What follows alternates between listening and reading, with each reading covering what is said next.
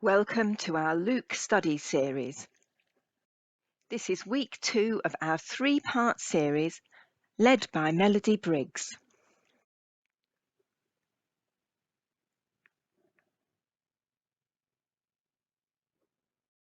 So yes, welcome everybody to this our second look at into St. Luke's Gospel. Just a reminder that Melody will be leading us through this for about 75 minutes or thereabouts. And I don't think I need to say anything else really, except to say thank you again for being here and to hand you over to Melody, who's now co-host and can do that which she wants. Thank you. I'm going to leave it to you, Tricia, though, to put people into breakout rooms again. Is that okay? Yes, thank you. Okay. Let's pray and begin. Give you thanks, Lord, for being together tonight, for being able to think about your Gospel of Luke and how we understand it, how we hear from it, and how we listen, and how we can learn from your word. We give the time to you and pray you'll guide us through it together by your Spirit. Help us to learn together, we pray. Amen. Amen. Well, thank you for everyone for coming back. So quick recap. Last week we did big picture stuff. So we asked, what's the big picture of Luke? What's the overall story? How do you handle the fact that Luke is one big story or overall story at the same time as lots of little stories? I remember we talked about the jigsaw and having the big picture, but also looking at the little jigsaw pieces, each of which is its own little story.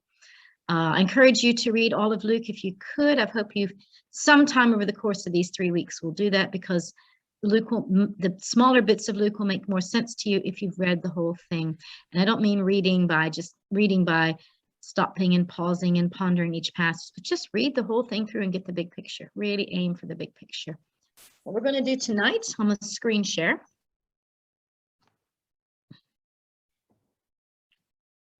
Just while Melody's doing that, could I ask everybody else if you would mute, just so that we hear only Melody's voice? Thank you so much.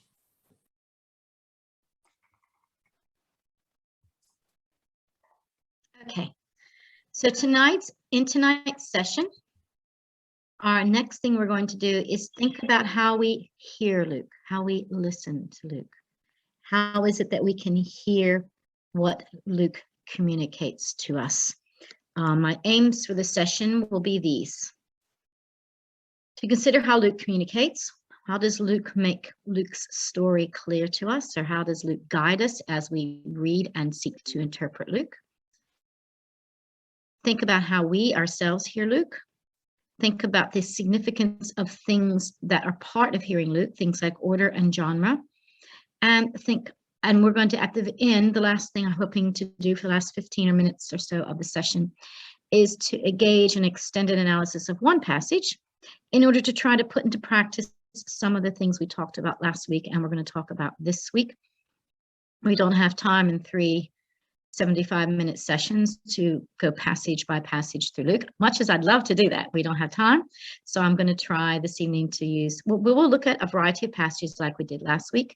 And then towards the end, look at one passage more in depth. So that's what the aim of the session will be. Once again, like last week, I'd like to begin with you and ask, do you have any questions, or any feedback on reading the Gospel of Luke, particularly if you've got the chance to read it through this week? Any questions, feedback, or reflections? I'm going to take notes. Anyone want to say anything from your encounters with Luke over the last week? I can't see all of you on the screen, so raise your hand and or turn on, take the mute off and turn yourself on and just shout out. Is John? I find that Luke is very, very easy to read. He's taking the narrative all the way through, and you can read it, you can move from one to another in a very straightforward manner. And stylistically, I find it's just gorgeous. It is gorgeous. It's beautifully written. The author Luke, in both Luke and the Gospel of Luke and Acts, is considered some of the best Greek in the New Testament. It's beautiful. It is beautifully written and stylistically simple, which is fantastic. Yeah. Thank you, John. Anyone else? Reflections, experiences, questions?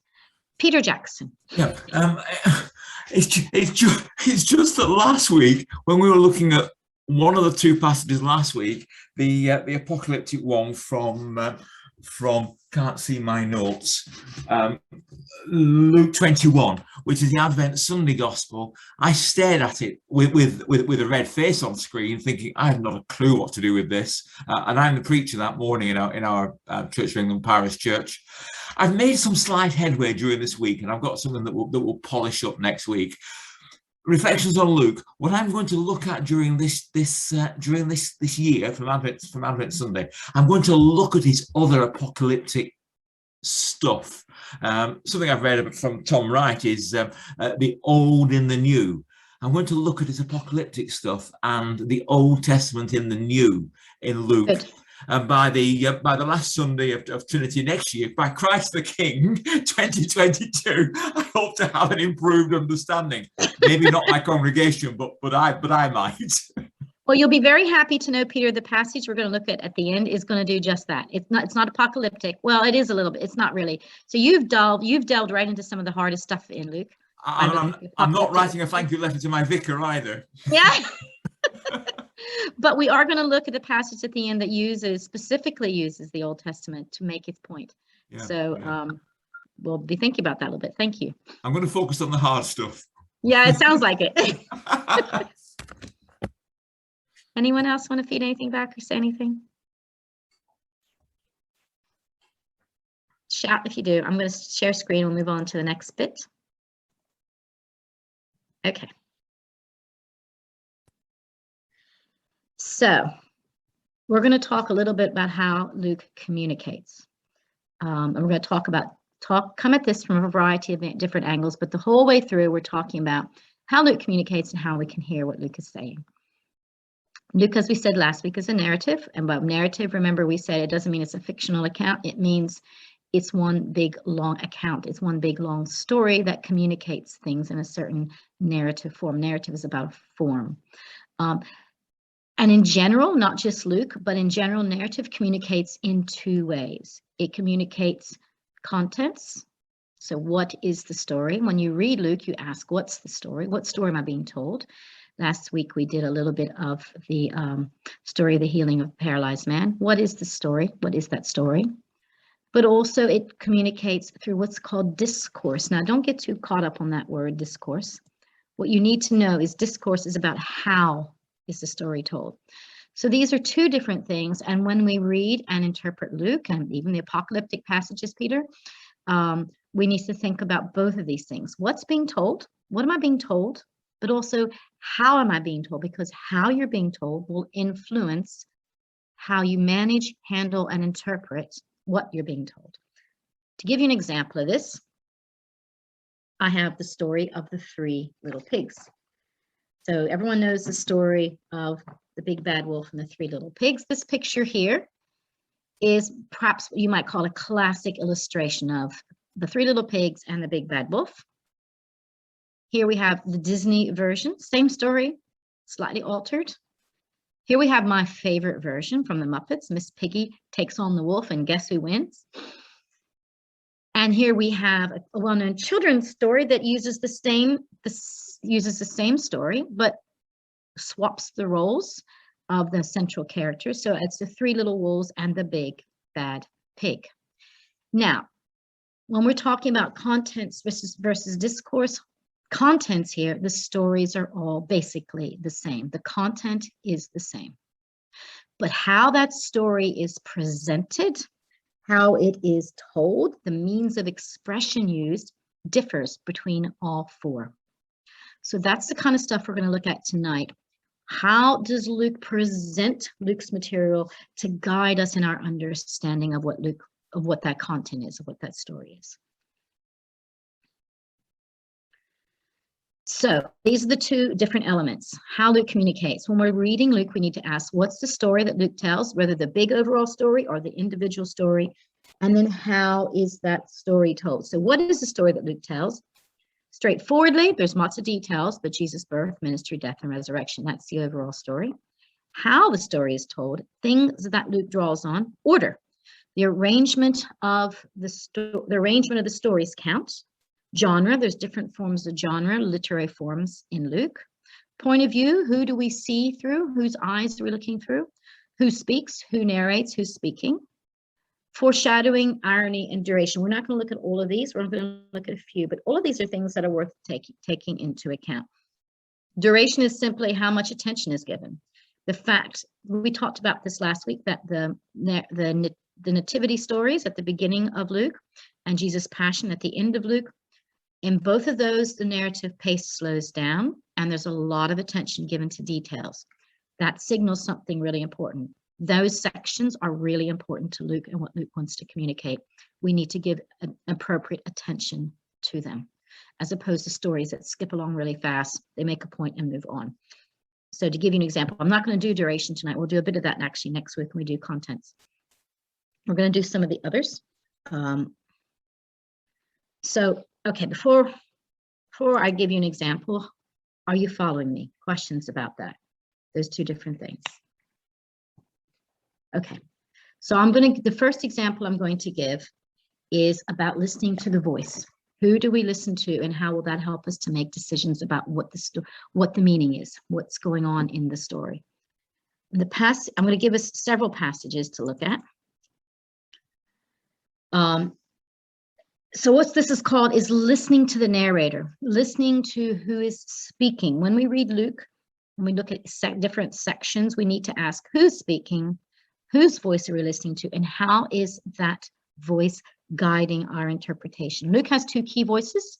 One is the narrator and one is Jesus. We're going to look first at the narrator and how the narrator directs our understanding, how the narrator directs how we read, how the narrator directs how we listen to the story. An important thing to say here is that the writing of all the Gospels, not just Luke, is what's called economical writing. That means they only write what they need to write. The authors of the Gospels wrote economically. Details in the text, therefore, count. Everything that is written matters. It is important to pay attention to details in the text, because details in the passages, because they are guiding you to look at the story, or look at the episode, or look at the saying, or look at the parable in a certain way. So I want us to think about that by looking at three different characters that are presented in certain ways in Luke and presented differently. The first is the story of the widow of Nain. I want us just to focus on the widow, and there's a passage there, Luke 7:12-13. You might want to write these down because I'm going to send you in breakout rooms in a minute. Then Zacchaeus, the first 4 verses. Okay, the passage on the story of Zacchaeus is verses 1-9. Don't look at all of it, just look at the very beginning of the Zacchaeus passage, 19:1-4, because that's where Zacchaeus himself is described. And then just one verse for the Pharisees. There's lots of different verses I could have chosen, but I chose this one because it's quite a verse, Luke 16:14. What I want you to do is look at those verses and ask yourself, how is the narrator, the one who is speaking, directing your response as a reader in terms of your evaluation of these characters? How is the narrator helping you to hear and understand and interpret these characters? Okay, we're starting recording now. Let's start again. We're going to look first at the widow of Nain description in Luke 7 verses 12-13. Anyone who looked at that, just shout out.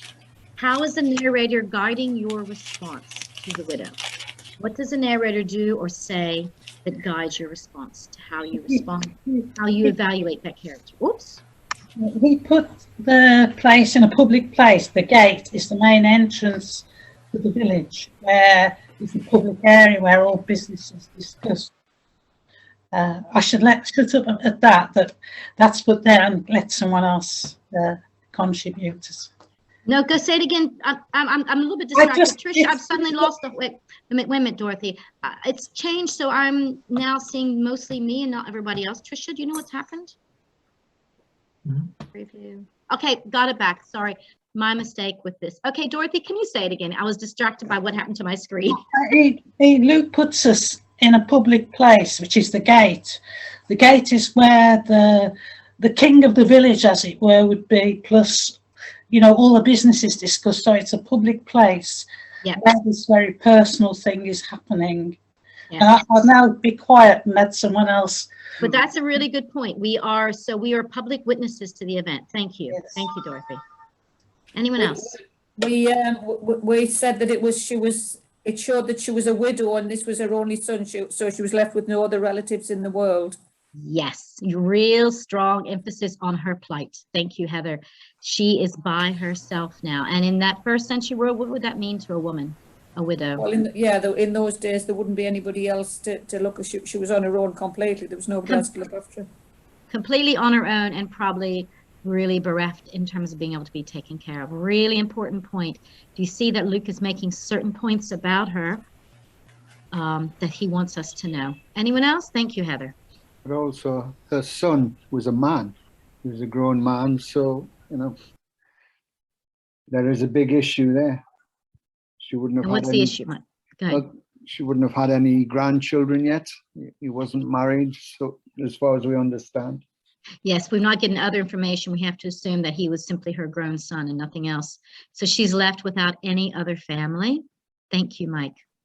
By herself completely in the world. How is Luke guiding us to respond to this woman then? There's a crowd there. So although she obviously will draw out sympathy, and she's got the crowd there, so she's getting the support of an awful lot of people who are concerned for her. Well, we hope so, or they could simply be mourning with her. What I want you to think about is, how is Luke guiding us to respond to her? What is Luke guiding us to do? He showed us Jesus' compassion. Yes. So we see Jesus showing compassion. What's the word that's used there? It is compassion. Well, my NRSV, it actually says compassion. Yeah. And if Jesus is our model, what does that mean for us? We have to be compassionate. We have to be compassionate. On who's whispering, but thank you, Mr. Whisperer. We get a model of compassion in response to her. We get a model of compassion. What is Jesus? What are the words Jesus says to her? Don't cry. Cry. Don't cry. Don't weep. So this is Luke. Remember, this is economical writing. Luke tells us only what Luke wants to tell us, some the minimal stuff we need to be guided in our interpretation. And here we're being guided into a compassionate response, into having pity on a woman who's lost her only child, probably has no other family, and probably has no support. Do you see what Luke is doing? You see how Luke is guiding our response here? It's a bit insensitive, isn't it? What, of Luke? Yeah, you know, it's our only son. Don't cry. We don't know what happens then until we read the passage, but yeah, it looks like it could be insensitive, but then he raises him from death. So I think actually it's really just showing just how powerful Jesus is. Yeah. But thank you, Mike. Okay, let's go on to who is next. Zacchaeus. So chapter 19, verses 1 to 4. I just want you to focus on the character of Zacchaeus. How is Luke guiding you to respond to Zacchaeus? We thought he was perhaps poking fun at him. Yes, okay. Why do you think that? He's described as a little man, and that whilst he was rich and perhaps quite powerful, he's also rather undignified in that he runs and climbs a tree. Yeah. He's a comical character. He's comical. He's a tax collector, so he should be a baddie, but actually he doesn't fit any. He's short. We're told specifically that he's short, so therefore there's lack of dignity there. There's lack of stature. There's lack of respect. He runs and climbs a tree. Who runs and climbs trees? Children. Children run and climb trees. So that's what you expect, a little boy to run and climb a tree. And so we get this man who's been swindling others behaving like a child. I mean, one thing that did strike me, and we were reminded of the Sunday school song that had a lot of us would have sung, that Zacchaeus was a very little man. And it did strike me that, of course, that little man, when addressed to a small boy, is a term of endearment. When addressed to a grown man, is an insult. Yes, really good point. Now, how it would have been the first century, I don't know. But if you look at this, it's really hard to get away from the fact that there is some comedy going on. There's a bit of a laugh going on here. Maybe not laughing at him, but he's a comical character. This is someone, even though we're told immediately that he's a tax collector, we've already had Jesus fraternizing with tax collectors repeatedly in Luke, and Jesus being positive about that. But yet this is one who is behaving in a way that doesn't fit tax collectors at all. So we're set up to kind of have a laugh at this guy. And then we see that he's actually, he might be someone who's funny, but he is deeply, deeply embraced by Jesus, which hopefully will evoke a response in us. Oh, I've been laughing at him, but actually Jesus holds him up as a model. So it has an impact on us as a reader. But isn't there an alternative here that in telling us about him climbing the tree and then running after Jesus, it's the urgency that Zacchaeus was feeling. There was a sort of wanting to get in touch with Jesus. Yeah, really important, really important. And again, almost the childlike quality there of, this is the thing I really want, I'm going to go get it. You know, there's a model there for us. And in fact, it's probably not an accident that in the chapter before, in Luke 18, Jesus holds children up as a model.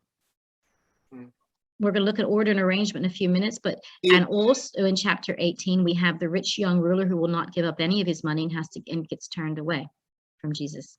So we've got the contrast going on in those passages. Zacchaeus' example being fools for Christ, perhaps. Yes, there you go. Thank you. Yes. Anyone else have any reflections on Zacchaeus? Some really important stuff coming out here. Just that we were told that he had to climb a tree because the crowd wouldn't allow him through. So it would appear that as a tax collector, he was rejected by the crowd. Yep. And what does that say to us? Yes, really important, Maureen, really important.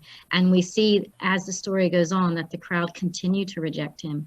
Yes. They mutter under their breaths when Jesus invites himself to go to his house. So the crowd are an obstacle to him. Yes. Thank you. That's a really important point as well. Okay, let's move on to the Pharisees. Luke 16, I'll just give you one verse. Luke 16:14. Who talked about that one? What does Luke tell us about the Pharisees? Just in that one verse. They loved money. They loved money. They're lovers of money.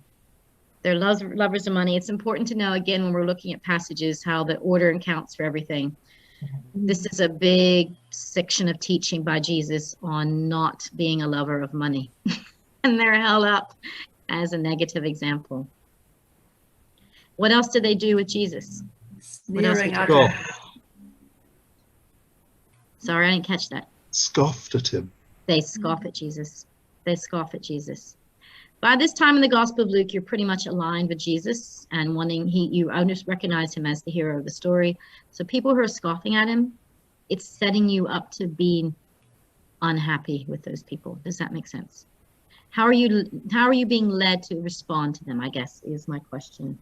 How is Luke guiding you to view the Pharisees at this moment in this particular passage?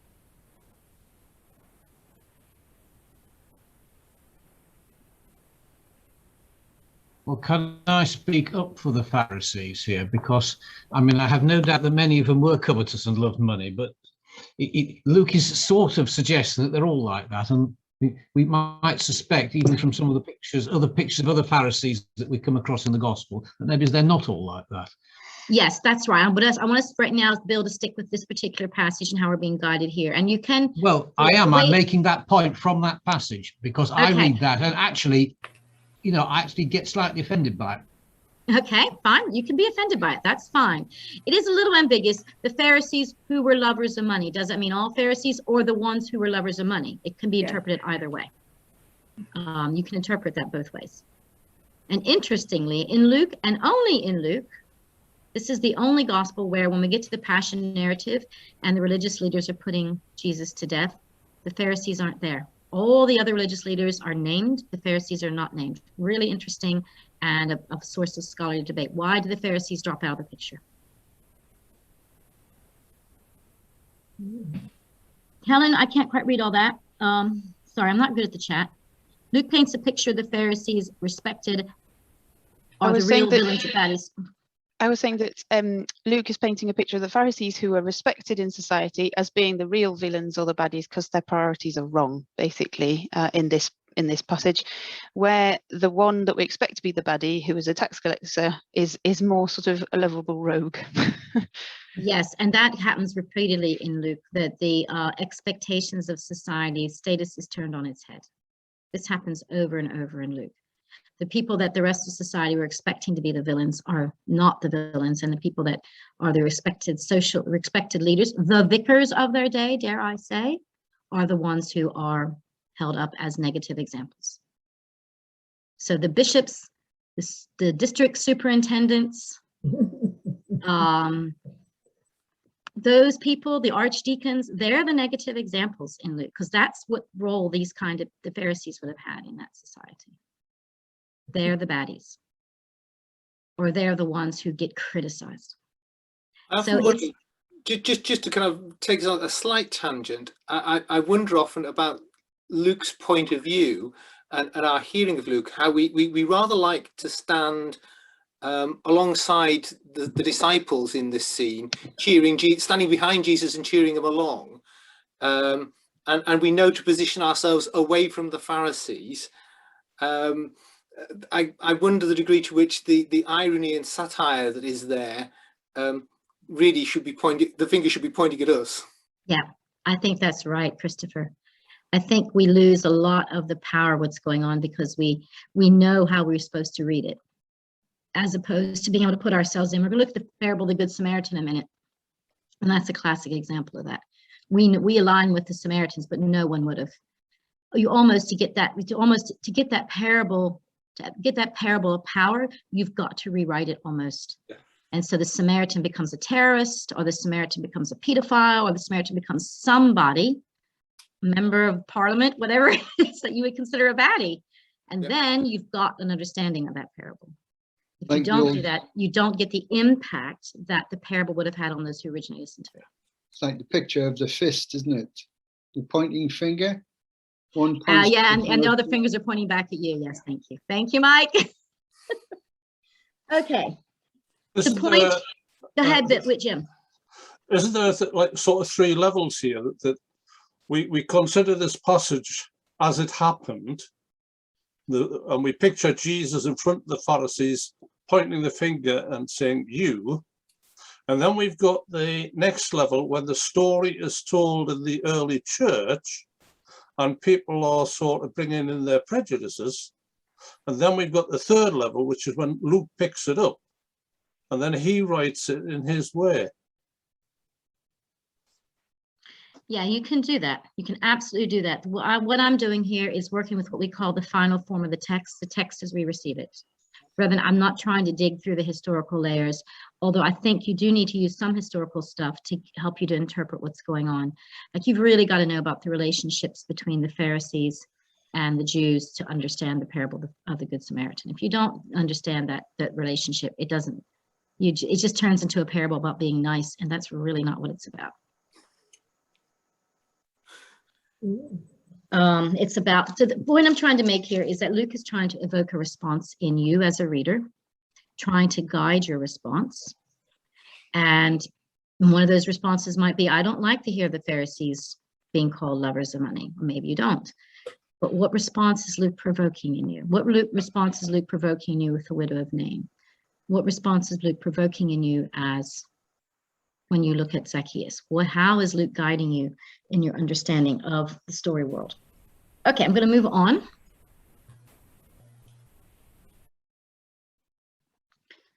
To look at, whoops, let's make this work. So we've talked about listening to the narrator. I want to listen to Jesus for a minute.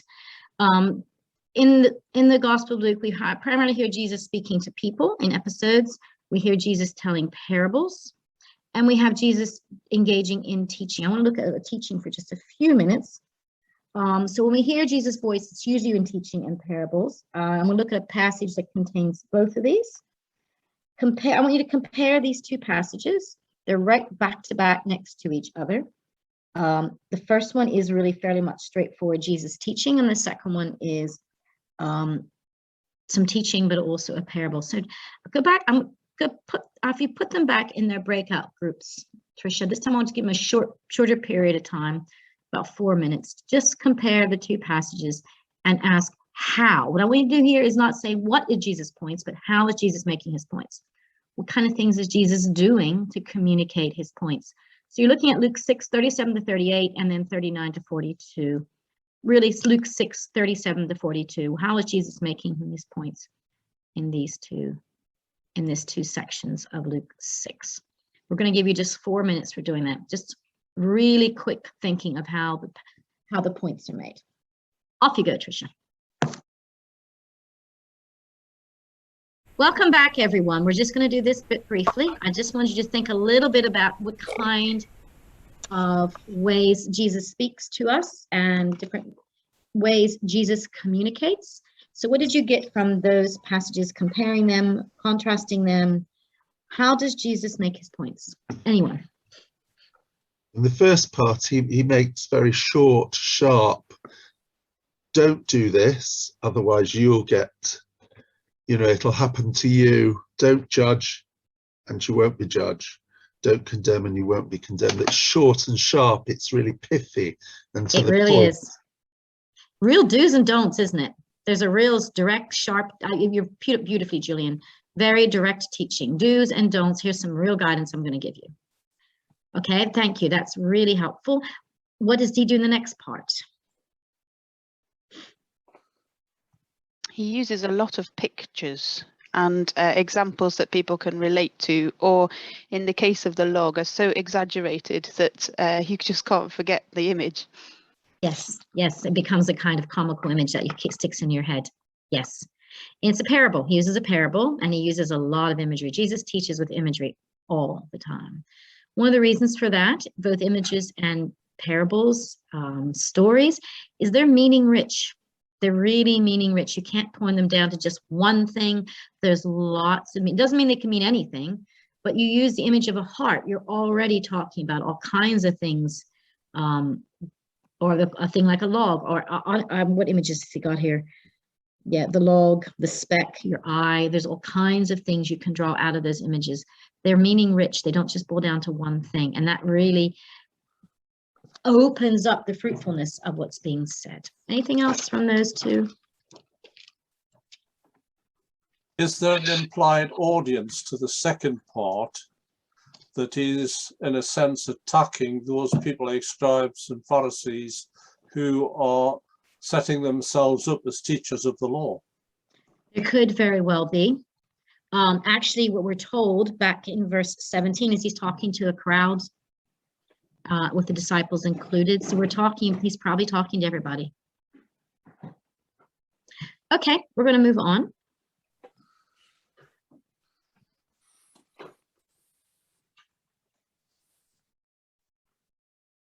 Parables. So a parable can be defined, if you like, of this definition, as a short fictional story that expects a response. They're not there just to tell you a story. They're expecting to make a point, to evoke a response in you, to evoke a response in the people listening. Sometimes with some of the parables, we see the response. And the story we're going to look at the very end of this session, that response is going to be demonstrated to us. Sometimes the response is specifically for us, the reader. So it's important when you're looking at a parable to ask, again, the how communication, the how question we've been asking all along, what's being communicated here? How's it being communicated? What kind of response is being guided? So, but also the other thing about parables is the characters, the events usually almost always represent something else. Some of them are allegories where everything in the parable represents something else. Others are not. Others is just certain aspects of the parable that represent something else. I want us to look together. We're going to do this as a group. Open up Luke 15, verses 1 to 10. I want to just very quickly read through this and see not so much full interpretation here of these two parables, but just some things that guide our interpretation of the parables. So verses 1 to 3 guide your interpretation of both of those parables that are going to come up, which is the parable of the lost sheep and the parable of the lost coin. How do verses 1 to 3, which is what we call a narrative frame, it's framing the story. How do they guide your interpretation of those two parables? What is going on in verses 1 to 3?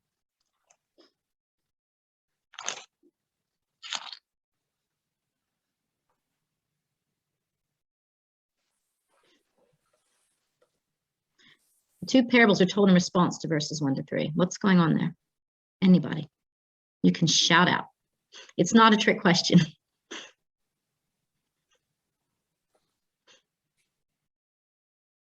It identifies their employment, really. Say it again, Mike. What? It then identifies who they are. The tax collectors deal with money. The Pharisees and the scribes are supposed to be the shepherds and the guides of the people. And the parables relate to each one in a certain predicament. Yes. Well, what's going on in the relationships? I want you to look at the relationships for a minute. The relationship, there are three groups of people there. Well, two groups and one person. So we got Jesus. The Pharisees are complaining about Jesus. And what are they complaining about? They're complaining about the notorious sinners. So Jesus is giving a direct response of why he's with the notorious sinners. Yes, exactly. Thank you, Carol. So the verses 1 to 3 show us that Jesus is hanging out with the tax collectors and the sinners. The Pharisees don't like it. So the two parables are told in response to that scenario. Jesus is answering their grumbling. If you're going to understand these two parables, you have to read this frame, this setup. The setup is the religious leaders not happy with Jesus hanging out with the down and out. They're not happy about, they're complaining. So Jesus responds with two stories to explain himself. And the two stories are the two parables, the parable of the lost sheep and the parable of the lost coin. I'm going to assume a little bit of knowledge on your part here and ask you the next question. In the two parables, who do the shepherd and the woman represent? Both of them are representing something else, and they're representing the same thing or the same person, if you want. Who do they represent in the story, in the two parables?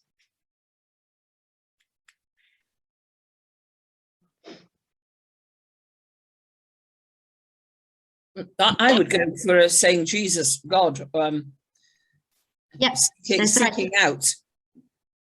Exactly. Both of them represent. So the shepherd is seeking the lost people, Jesus. The woman seeking her lost coin, Jesus. The woman, famously, this parable is one where God is cast in the role of, a woman is cast in the role of God. In the parable, the lost coin, the woman stands for God, or this woman stands for Jesus.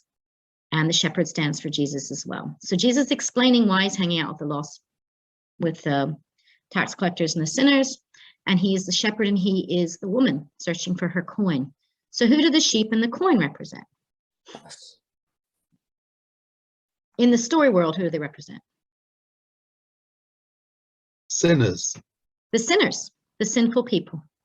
Yeah, the sinful people that the Pharisees are grumbling about. That's who they represent.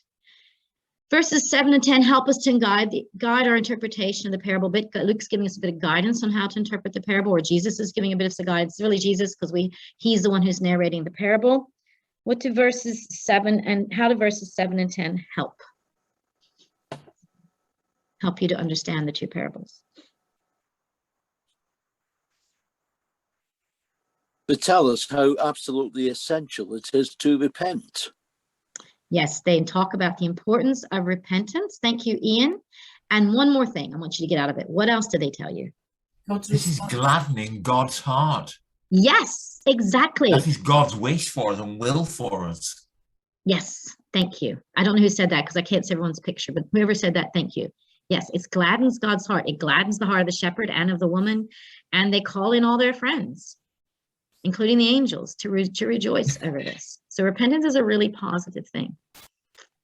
Do you see how the frames and the guidance around the parables help you to interpret what's going on? Yeah.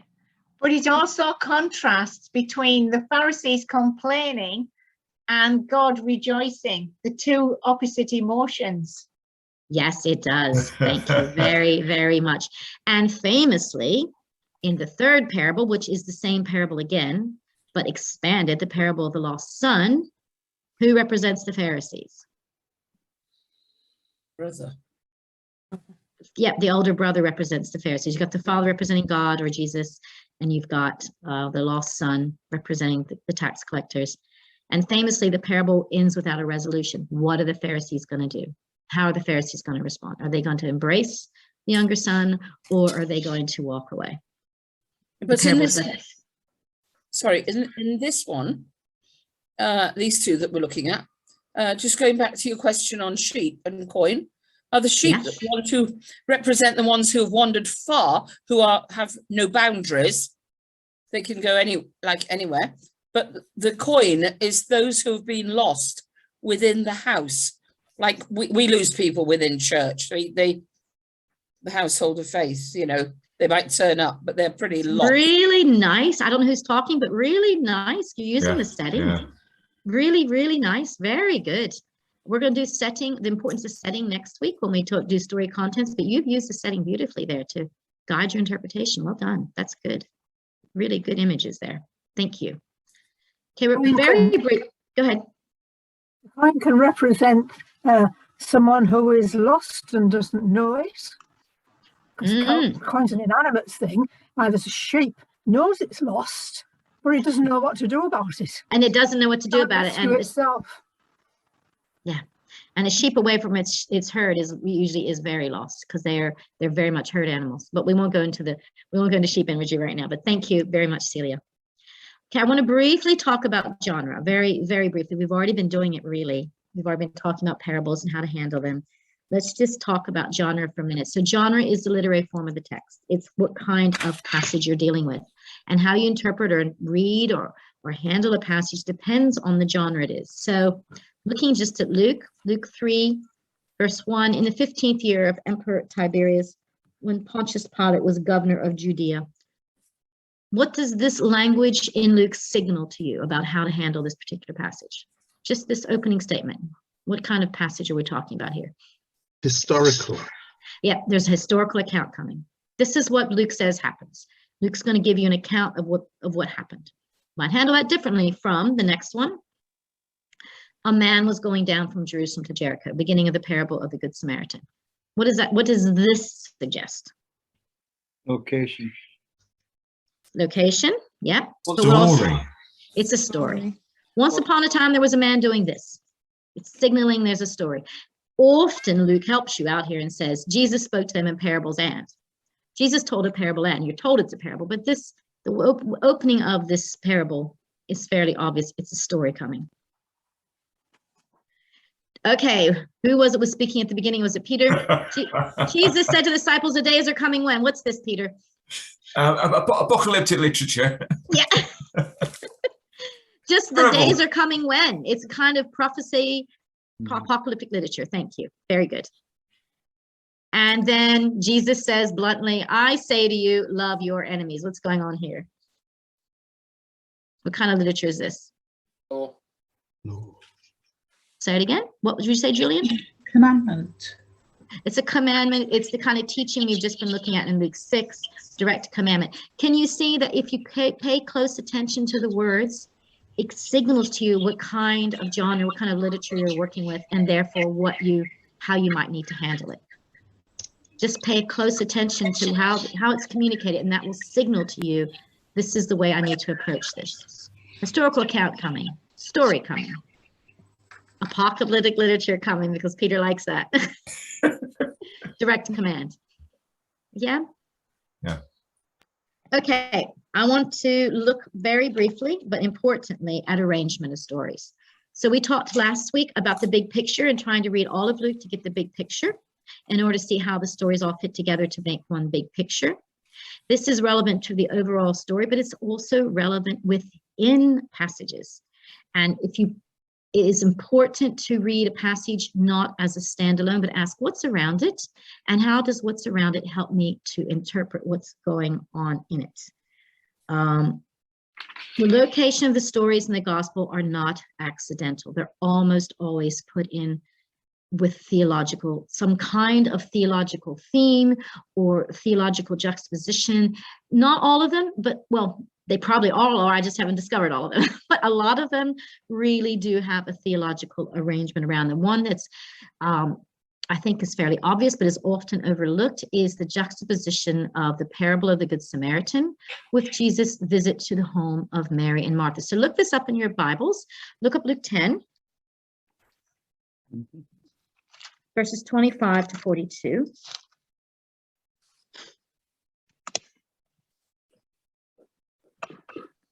I'm going to read a little bit to you.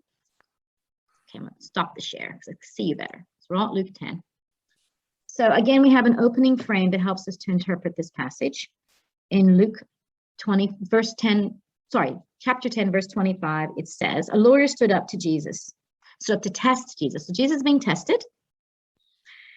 Teacher, he said, what must I do to inherit eternal life? Jesus said to him, what is written in the law? What do you read there? And the lawyer answers, you shall love the Lord your God with all your heart and with all your soul and with all your strength and with all your mind, and your neighbor as yourself. And Jesus said to him, you've given the right answer, do this and you will live. So this passage is set up as a discussion of the two greatest commandments. They're actually put in the mouth of the lawyer instead of the mouth of Jesus in this particular gospel. In the other gospels, in the other Matthew and Mark, it's in Jesus' mouth. But here we have the lawyer stating it, and Jesus challenges him and says, okay, we'll do these things and you'll live. So wanting to justify himself, the lawyer says to Jesus, and who is my neighbor? So he questions him about the second greatest commandment. Jesus' response is the parable of the Good Samaritan. So Jesus is demonstrating to him Jesus is actually doing two things here, and it's very clever. He's demonstrating to him what a good neighbor looks like. The Samaritan is an example, but he's also showing the lawyer that the lawyer does not love his neighbor. Why? How is the lawyer showing he doesn't love his neighbor?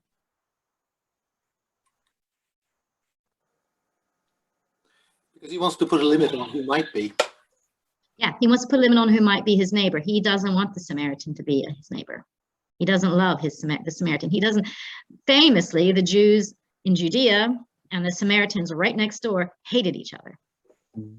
So Jesus has chosen the person he hates to be the good neighbor, exposing his own hatred.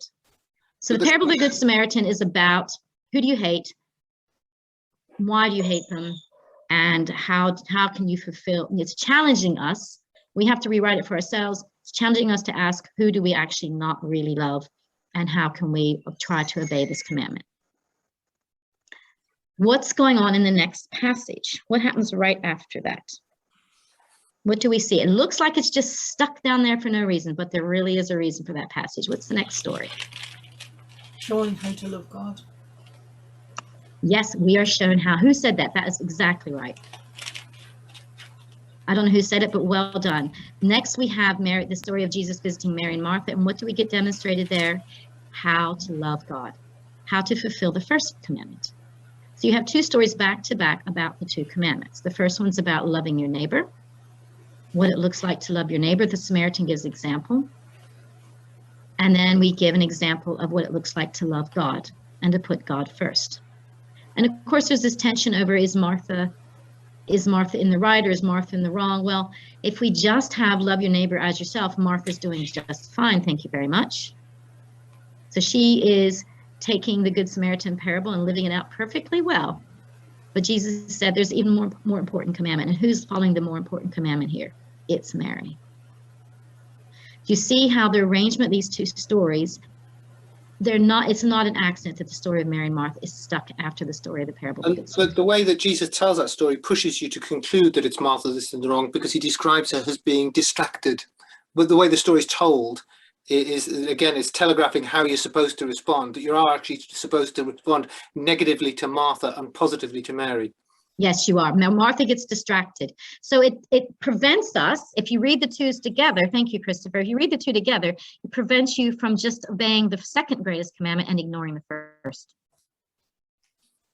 You're pushed to say, actually, there's something even more important. The second greatest commandment is important, but there's something even more important, and Mary gets to model that.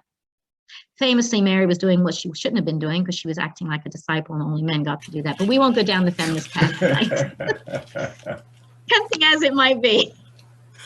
How much of a feminist path could it be that you approve one woman's actions by denigrating another's?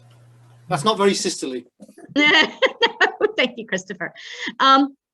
What I really want you to look at is just the fact that the stories, and it can, if you read the gospel through fast and don't think about how they're connected, you can miss the connections. And you can lose out on the theological impact of it if you don't slow down and say, why are these two stuck together? What's going on here? How do these two relate together? And this is one that can sometimes really be overlooked, but actually the two stories belong together. Luke's put them together for a purpose, to help us think through the first two commandments. And frankly, in very challenging ways. These are both challenging stories if we take them seriously.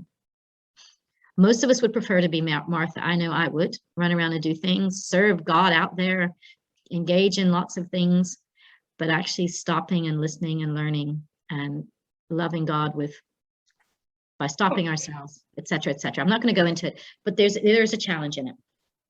Okay. How are we doing? Oh, I need to speed up.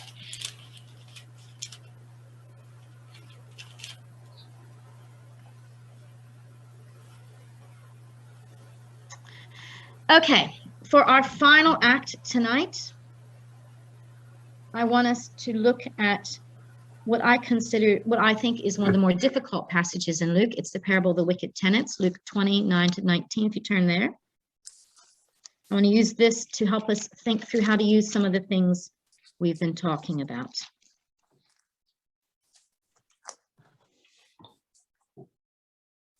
Luke 29-19.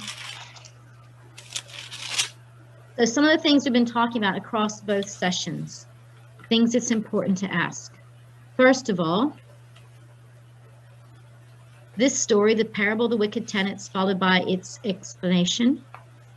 Where does it come in the Gospel of Luke? Big picture stuff. Anybody? Where in the Gospel of Luke are we? We're in Jerusalem. We're in Jerusalem. Jesus has already entered Jerusalem. What's going to happen there? It's leading to his execution. It's leading to his execution. Thank you. We're in Jerusalem. It's leading to his execution. The narrative has slowed down. The narrative pace has slowed down. We get more details in preparation for that. Really important for interpreting this passage to know where we are in the story. Does anyone know what goes on in chapter 20 in particular? Has anyone read it recently? Can you remember what's going on around this passage? This is a series of questions to try and trap Jesus, to turn people against. It's exactly right. So chapter 20 is essentially chapter 20. We have a whole series of people coming to Jesus and testing him, religious leaders coming to him, testing him, trying to prove him wrong, trying to get the crowd to stop listening to him because they're feeling threatened by him. Importantly, chapter 20, verse 2, the religious leaders asked Jesus to tell him what his authority is. By what authority are you doing these things? That's important for interpreting this passage, for interpreting the entirety of chapter 20, but specifically the parable of the wicked tenants. So the arrangement here, we've had Jesus Jesus's triumphal entry as king into Jerusalem. We've had Jesus turning over the tables in the temple, which wouldn't have made the religious leaders very happy. Then we get them questioning his authority. And the first response to that is Jesus answering them about their authority and in terms of John the Baptist. And then we get this parable. So this whole build-up is an important part of understanding the parable. What genre are we working here? Well, we're working with two, actually. We're working with a parable. And it says in verse 9, it signals to you it's a parable. But following that, we get a response to the parable. This is a place where we actually see the response. We see the parable itself, and then we see the characters in the story responding to the parable. The response contains a quote from the Old Testament, so Peter will be happy. And that Old Testament quote helps us to understand the response that's going on. So we need to look at both. In terms of structure of the passage, we need to look at both the parable and the response to get the point of what's going on in this section. So the structure breaks down into this. Verses 9 to the beginning of 16 is the parable. Second half of verse 16, 16b to 19, is the response. Jesus' direct encounter with the religious leaders. So this is a big stormy period when Jesus having repeated encounters with the religious leaders. Okay, we're running out of time, so I was going to put this in our breakout rooms. We don't have time for that, so we're just going to do this together. The parable is one of those that is actually an allegory. So anyone, who are the characters in the parable and who might they represent? Who are the key characters in the parable and who might they represent? Have we got here the vineyard being Israel? Yes, the vineyard is Israel. And the characters are the prophets. Yep. So the people that get sent repeatedly to the tenants are the prophets. Good. So the man who planted the vineyard is God. Yep, the man who plants the vineyard is God. Who are the tenants? The Pharisees, scribes, and Sadducees. Yes, the religious leaders. The religious leaders who are testing Jesus. Those ones who are testing Jesus and threatening him, they're the tenants. And then, obviously, who's the son? Jesus. Jesus. It's not a trick question. It's Jesus. So the son is Jesus. What happens in the story, basically? Quick synopsis of the plot. Anybody? He grows a vineyard. He hires people that do wrong. He sends people back to get his just deserts, and they cheat him and kill his son. Yeah. So they beat up the prophets, and then they finally kill the son. So basic plot.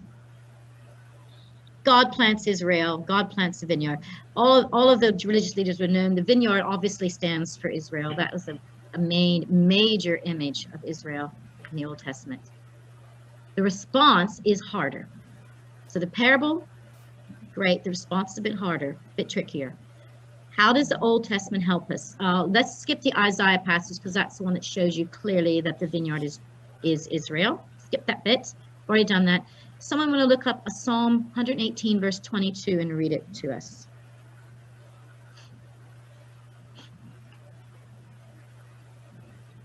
The stone that the builders rejected has become the chief cornerstone. Yeah, so Jesus is quoting that particular psalm directly. And it's Jesus quoting it in response to the people's response to the parable. Do you see that? So he tells the parable. It finishes in 16. He will destroy those tenants and come and give it to somebody else. When they heard this, the religious leaders in the crowd, they say, heaven forbid. And in response to them saying, heaven forbid that happen, Jesus gives this quote. And then he asks, and then he goes on to say that everyone who falls on the stone will be broken to pieces and will crush anyone on whom it falls. He basically positions himself as the cornerstone that's going to crush them. Why does Jesus describe himself as the cornerstone? Why this response? Why is Jesus giving this response to them? But was not the cornerstone the measurement, the like the perfect stone, the one by which all other stones are to be constructed and measured? Yep, it's the perfect stone. It's the one upon which everything else depends. Everything else can only be built without it. With it, go ahead. Also gives stability as well, doesn't it? It gives if stability. If you take the cornerstone away, it collapses. Yep, yep, yep. I think not to be muddled up with the keystone, which holds everything in place. But cornerstone is also a bit like the law. So if Jesus has come to replace the law and the prophets, he's now the standard which to live by. Yes, he is. Read how the quote is being used. The stone that the builders rejected. So who is that stone? That's Jesus. Who are the builders? They're the tenants. The stone the builders rejected, so in other words, this cornerstone, has become the cornerstone. What's going to happen after the rejection? They're going to reject the stone. They're going to reject the Son. And what happens when they reject the Son? Lose it all. They're going to lose it all. Those particular religious leaders. In fact, Jerusalem gets burned to the ground in 70 AD. We won't go there. Basically, when they reject the Son, have they got what they wanted? No. No, they They reject this. They get what they don't want. They reject the Son. They reject the cornerstone. They reject the Son. And what happens to that stone? It becomes the one that everybody needs. It's a fairly oblique reference to the resurrection. You're going to reject me, but in the end, it's not going to be effective. I'm going to be the cornerstone. You can reject me all you want. I will be the cornerstone. Israel's leaders will be judged. So the bit about crushing is all about the judgment coming on them from what they have done. Is there a sense here also that within the story of the wicked tenants, that the tenants themselves are operating under a self-deception that they would inherit the vineyard if they killed the son? Yes, yes, yes. That actually that the leaders are deceiving themselves in believing that they could ever be in control. Yes, yes, I think that's right. And they're tenants. They were never really fully owners. They were always tenants. They were always supposed to be shepherding God's people and helping to nurture them. And what they do in the end is shepherd the very one upon whom God's people depends.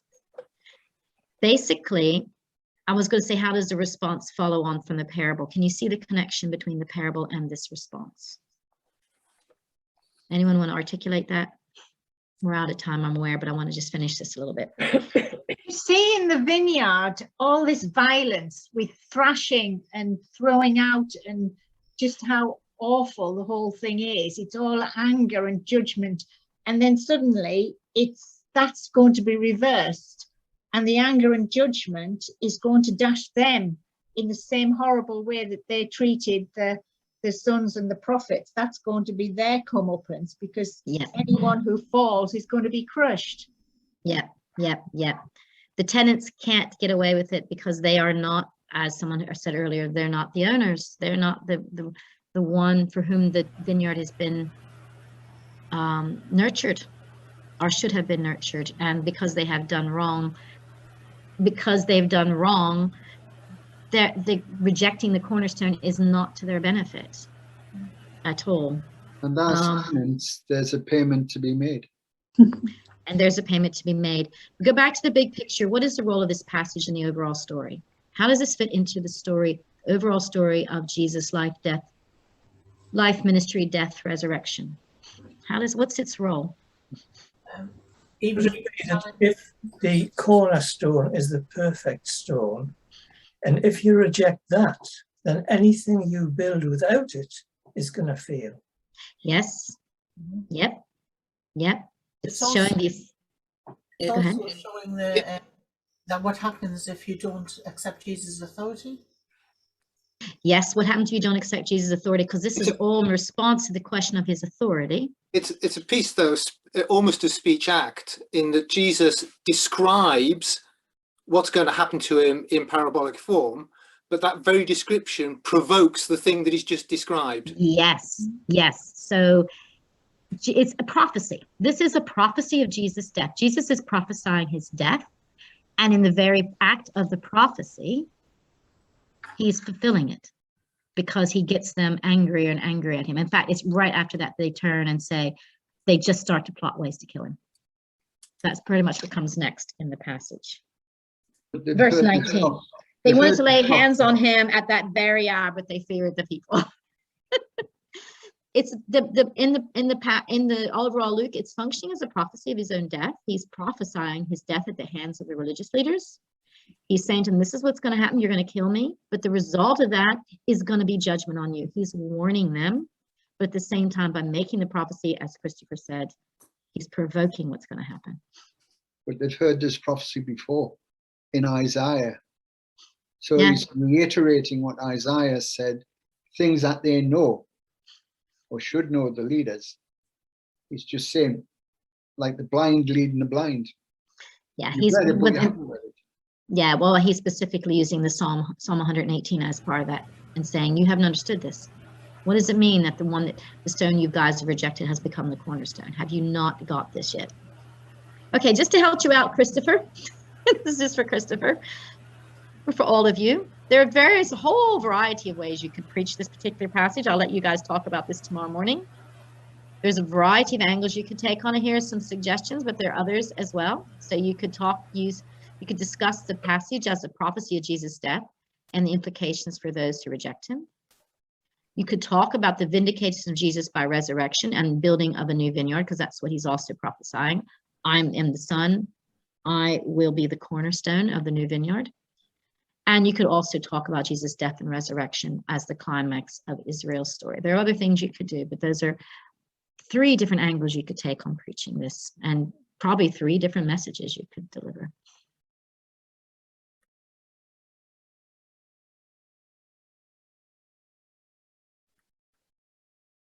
Yes, that's right. We looked at that in Luke 4 last week. And he quotes scripture and uses it to fulfill it. Thank you. That's a really good insight, Helen. Any final thing to say? I know we're 5 minutes over. My apologies. Final things to say or ask? No, just to say at this point, if we are about to go, that I will take up your challenge, Melody, tomorrow morning, and I think that we will do exactly what you've suggested, and we will work on that passage in more detail using some of the ideas that you've shared with us this evening. Thank you. Made my job. We haven't got fully to the bottom of it, but we've gone a long way towards thinking. Yeah. Okay. See you next week, everybody. Good night. Thank you. Good night. God bless.